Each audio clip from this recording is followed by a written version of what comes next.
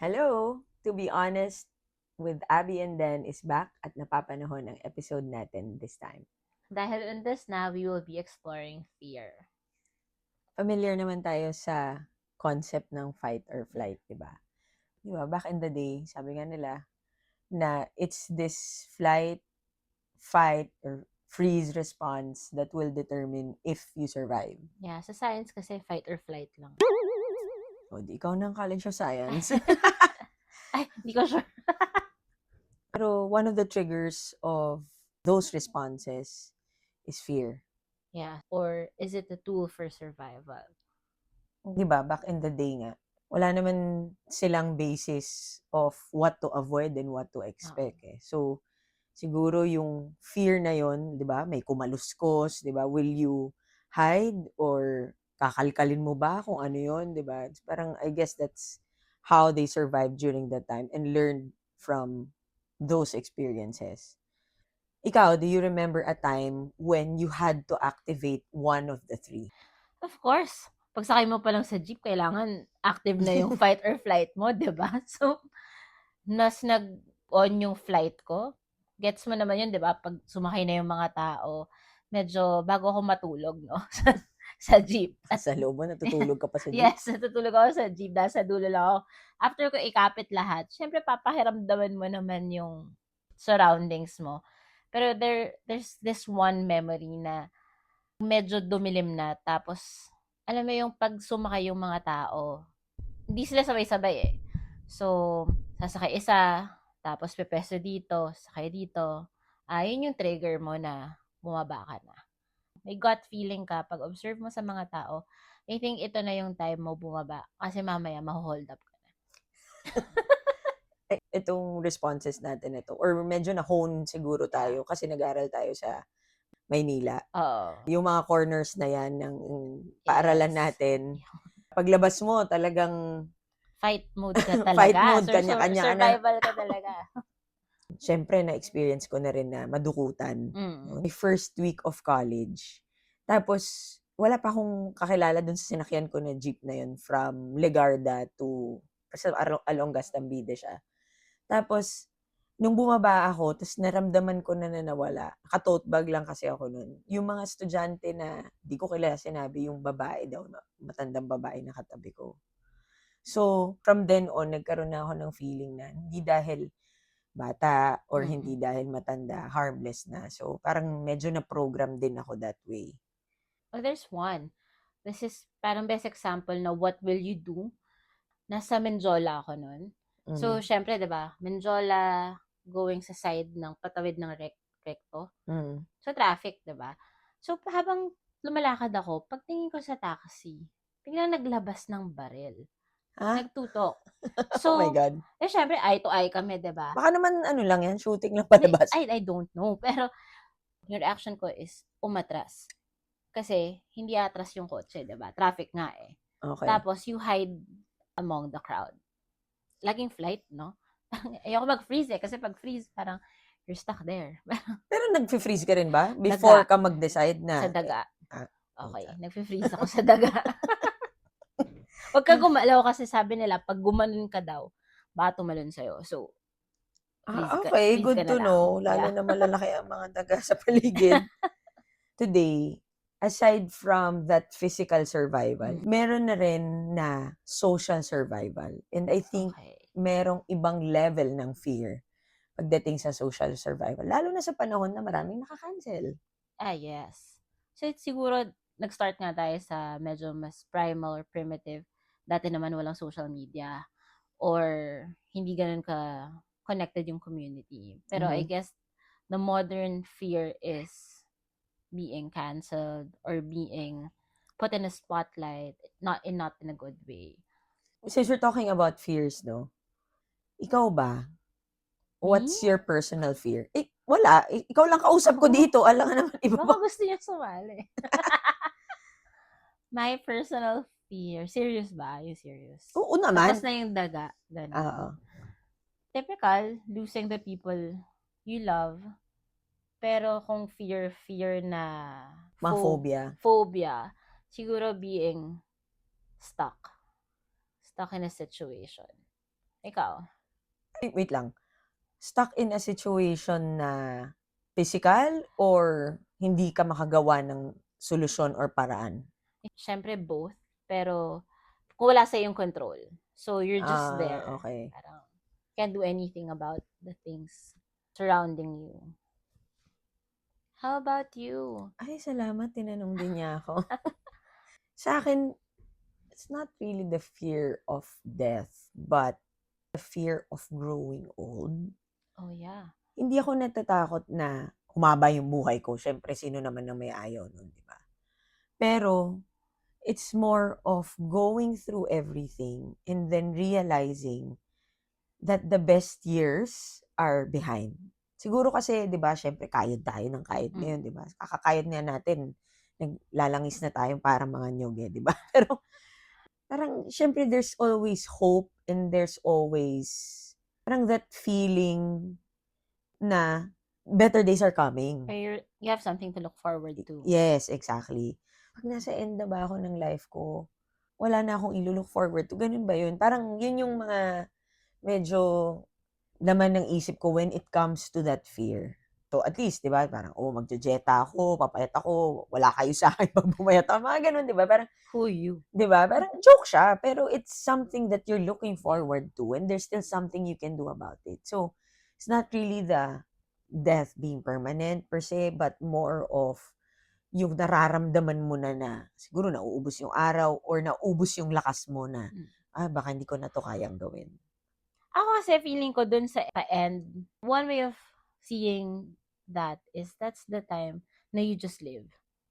So ngayon hindi ako naglili. Hindi, pero kasi parang yun nga yung ano natin thing natin Tapos ngayon na, nagawa mo na. So, hindi, na parang we're always looking at the future. Parang we're always striving for the future and preparing for it. Kasi nga, ang tagal pa. Pero when you're there, syempre naman, sana nakapag-ipon ka for your retirement. And you're just going day to day and just living. Wala lang. Parang, since wala nang, you're in the present. Yun yung medyo natin ngayon. Hindi natin nakikita ngayon kasi we're always preparing for the future. Another one would be fear of failure. So, kasama nga yun dun sa, oo. ito na ba yung best ko, di ba? I don't like failing. I don't like losing. That's the fear for me. I don't like losing. Pero hindi naman ako sore loser. But if maiiwasan mo, Siyempre. wag na lang. Wag. Siyempre, kasi hindi lang naman ikaw yung matatalo, pati yung proponents mo sa kaso matatalo di ba? So, maybe because that entails someone else. Yeah. I remember nung bago ako graduate ng college, prof of ours, sabi niya, anak, you're doing so well. Tapos, sabi niya na, I just pray na when you encounter the hardships of the real world, wag kang mawalan ng hope. Kasi hindi mo maiiwasan na may mai-experience kang failure. You're not always going to be on top. Anong feedback mo dun sa, if i-apply mo yun sa life mo? Well, nakakatakot naman talaga. Parang I would not want to go through with that if I had it, written on paper and I saw na this is what's coming. Kasi medyo madami nga naman challenges talaga. And there are a lot of things that you'd go through na dun mo nang nadidiscover na it's something that you fear this is actually happening, unfolding in front of you. Pero, on the other hand, if I didn't go through that, I'd probably will not have a face as thick as this today. Siguro, pati lakas na rin ng loob and the capacity to be somebody that others can lean on, if not for those experiences. Pero going back to our fear discussion and more on the Ondas theme, let's talk about the Filipino culture and fear. What was the last show or movie na natakot ka? Iba na kasi yung horror ngayon Pero yung horror talaga dati, medyo tumatatak sa'yo. Like, feng shui ba yun? Hanggang ngayon, hindi pa rin ako tumitingin sa yung ganun. Bagwa. Yung bagwa. Baka makita mo si Lotus Feet, diba? So, ikaw, may napanood ka ba? Sa akin naman, hindi Filipino. Pero, syempre, medyo bata pa ako noon. Hindi pa yata ako pwedeng manood noon. Unang-una, The Ring. Oo. Kasi kasi yun talaga yung itsura nung TV nung unang panahon, eh, 'di ba? Hindi Yes. naman flat screen yung mga TV nun. Talagang tube TV siya. Tapos yun yung nakikita mo na 'di ba nagsa-static siya talaga ta's shit lumalabas si Sadako dun sa ano, sa TV. So, eh, ako mahilig pa naman ako mag-sneak out sa gabi kasi may limit nga sa school day 'di ba, ng anong puwede mong panoorin. And back then, hindi ba lahat ng room may flat screen. Hmm. Dati usually 'di ba, ang TV Sala. nasa sala. So, medyo mag-sneak out ako, gusto ko manood ng TV, ganyan. 'Pag magsi-switch ka ng channel na medyo gabi na, gano'n nga talaga. Meron ka talagang ma-experience na static. So, parang yung ano nun, medyo takot talaga ako nun na Lalabas siya dun. oo, oo. Tapos nung medyo pa-college na yata ako no'n, Exorcism of Emily Rose. Iba yun. Iba yung dating sa'kin 'pag may demonyo na. Parang nare-relate ko siya na it could happen kasi nga the devil is real. May sense of helplessness dun sa Exorcism Mhm. of Emily Rose kasi nga, girl dinadasalan na siya, hindi pa rin hindi pa rin na-e-exorcise ta's 'di ba ilang ilang demonyo yun or Feeling whatever. ko sa'kin more of mas nakakatakot sa'kin ng Asian horror movies kasi parang, girl nasa Asia ako. So kung nandiyan yung multo, nandito din siya. So feeling Oo, ko 'pag nasa tsaka kamukha din natin yung mga laman nung 'di ano, ba, eh, 'pag nasa palabas, eh. Amerika ako walang multo, parang gano'n. Eh, paano si Emily Rose sa Amerika yan? Kasi siyempre demon yun. Wow! 'Di ba nakakatakot, eh, pero yung mga matatanda sa'tin 'di ba, we look up to them na they know better than us. Yeah. So nakikinig tayo sa mga Yeah, pamahiin nila. oo. Sobrang daming Hindi pamahiin. ko na alam parang per area iba-iba yata yung Anong pamahiin mostly nare-remember mo? ang una ko naalala is 'wag magwali sa gabi. Oh, Bawal maghinoko sa paggabi na. ano yung hinuko? Ay, Maggupit ng sorry, kuko. maggupit ng kuko, hinoko. Eh, kasi madilim baka masugatan. Yeah, exactly. Basta alam ko may libro dati yan, eh, lahat ng mga pamahiin. Parang ano lang, alam mo yun, yung mga compilation of Okey. things. Tapos meron dun yung reason, could be reasons behind it, which is true. Yun nga, bakit 'wag magugupit ng gabi, kasi dati nga nakalampara lang naman tayo. One thing din is yung 'pag nasa talahiban or mga damo, we always say tabi-tabi po, Oo. makikiraan lang po. Oo. Kasi baka may maapakan or matabig kang mga nuno, duwende, Mga mga creatures creatures. But na hindi natin nakikita. yeah, but I guess the reason behind it is you also respect nature. Yung iba naman may sense naman talaga kagaya ng bawal magsaya, bawal magpatugtog ng malakas 'pag may burol. Siyempre Yeah. naman 'di ba, may 'Pag Holy naglalamay. Week din, I Oo, remember Holy Week. my lola, kasi nagpapatugtog, tambay lang kayo 'pag ano, 'di ba, Oo, Holy 'pag Week. Holy Week, Tapos magpipinsan. out of nowhere bigla na lang dumaan lola ko, "I suggest you play subdued music." Ta's parang kami, subdued, big word. Kasi nga In short, Holy Week, manahimik manahimik kayo. kayo. Sa Lamay, oh my gosh, iba-iba, mas marami sa inyong kakaiba. Nung namatay si lola, dun ko na-experience na nagburol sa probinsya. Mm, Doon sa loob ng bahay ng uncle ko. mm. So, dun siya binurol. Pagdating namin, nandun na yung casket. Lahat ng salamin Salamin, mm. naka-cover na. Tapos hindi nga lang yung basta kung may bintana na hindi ka mabuksan, kahit na hindi siya salamin, basta siguro may Glass, yeah, reflection, oo. oo, Tatakpan mo. tatakpan pa rin nila. Mm. Tapos hindi din sila nagwawalis the Yes, entire oo. time na nandun. So, may punas-punas lang, ganyan. Kasi siyempre 'pag yung like yung bulaklak 'di ba, nag-wilt siya, Mm. medyo nga gano'n, ginigilid lang nila, hindi siya talaga winawalis. Bawal din sa'min na iwanan. Oo, Kailangan yun, may oh. kamag-anak, relative na nasa harap ng kabaong. So, hindi mo siya iiwanan. Tas if sa bahay ka nagburol, bawal kang matulog dun tsaka maligo. Sa bahay na yun? Oo, so may Eh, ano mangyayari Hindi ko daw? alam, Kasi parang naligo ako dun din ako natulog. sa'min. So, Okey. parang hindi kami puwede magpaalam. Isa kong friend, nung sinabi ko, hindi na ako magpapaalam kasi bawal. Sabi niya, hindi, bawal lang maghatid. Eh, Baka kasi kaya alam ko hindi bawal hindi dapat magpaalam. magpaalam kasi Baka ihatid ka. baka ihatid ka. Oo. Tapos iba yung sa lamay, iba pa yung sa libing. Tas Yeah. Mga ito bata. kasi 'di ba nasa bahay nga, sa bahay siya.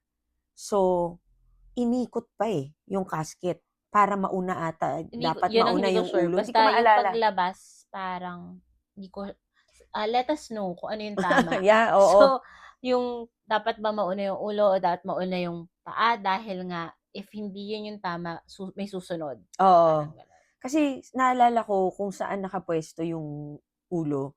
So, inikot nila. So, para siguro maunang lumabas yung ulo. Feeling ko gano'n na. Mm.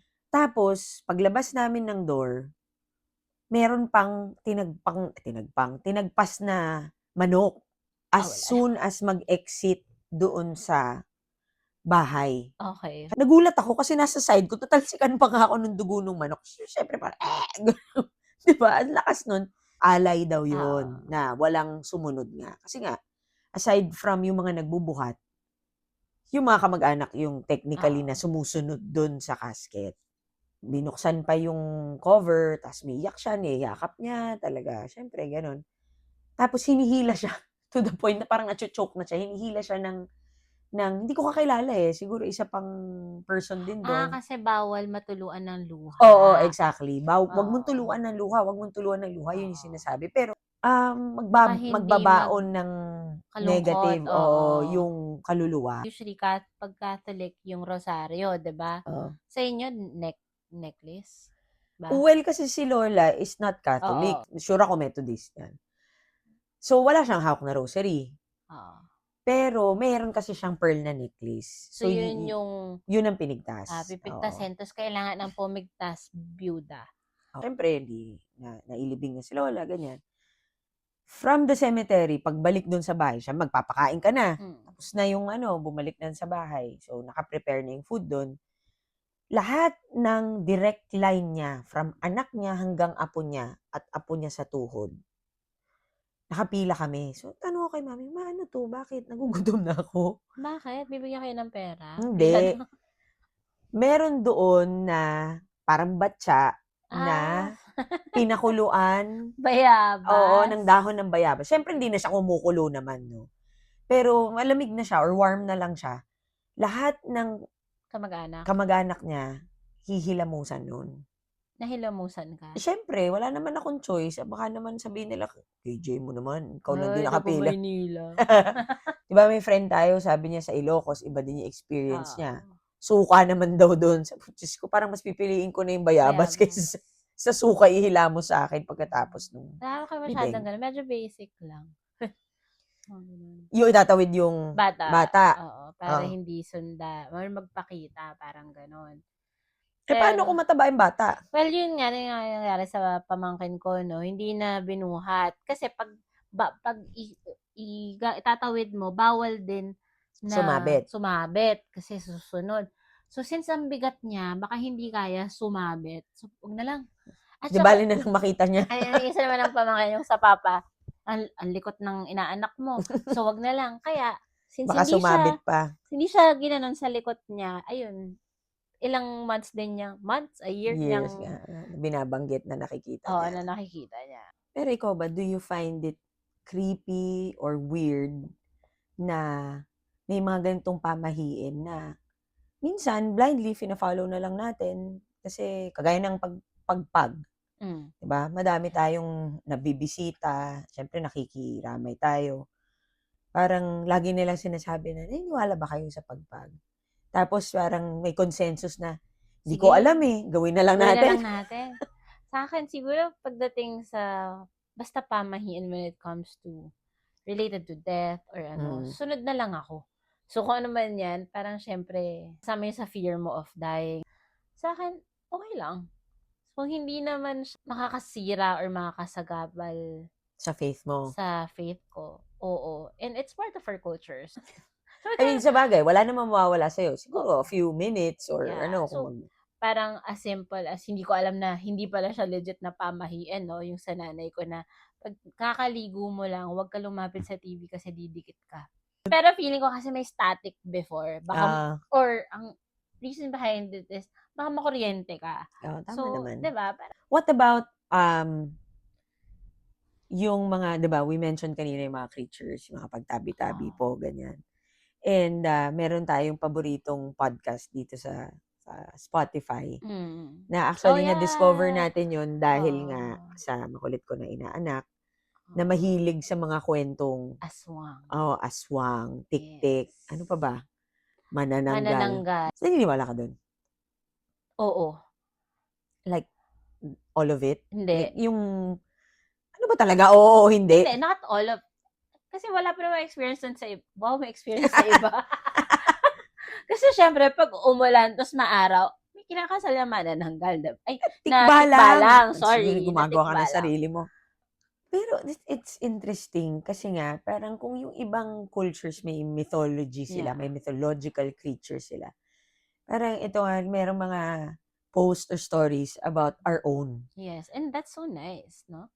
So ang dami natin napag-usapan ng mga kwento, pamahiin, and this can go on and on. Hindi sapat yung 20 minutes-ish natin dito. Lalo na ngayon, in the coming days, maraming mga magvi-visit sa Oo. sementeryo or magtirik ng kandila. Sometimes it's also the fear of seeing these people. Diba? Magkukumpulan uli kayo, magkikita-kita kayo. Kung ito yung pre-Christmas mo nahaharapin Yeah. mo uli yung pamilya mo Oo nga, no? na Pre-Christmas get-together 'di ba, talaga. na yung mga tita mo na judgy, yung tito mo na socially awkward, makikita mo sila uli, ganyan. Pero I think it boils down to respect, 'di ba? Kasi you pay your respect sa past mo. Yung respect has limits din, 'di ba? Pero we can always choose flight. Instead of fighting sa moment na Yeah. yon, lalo na kapagka meron tayong mga naririnig na hindi natin gusto marinig, isang okasyon lang naman 'yan, 'Pag puwedeng flight kasi baka hindi ka pumunta, eh. So, hindi. freeze na lang. Punta ka na dun o di kaya mauna ka na magtirik ng kandila kung ayaw mo talaga sila harapin, 'di ba? Kasi hindi naman sila yung pinunta mo din, buhay pa nga sila, kaya nga ano, 'di ba? It's just that sometimes, some familiar interactions are challenging for other people. In summary, there are many ways we address our fears. But to be honest, we believe that fear shows us what matters most, not what's wrong with us. And with that, we end this special Undas episode. We hope that you will have a peaceful and restful long weekend. Bye, beshies!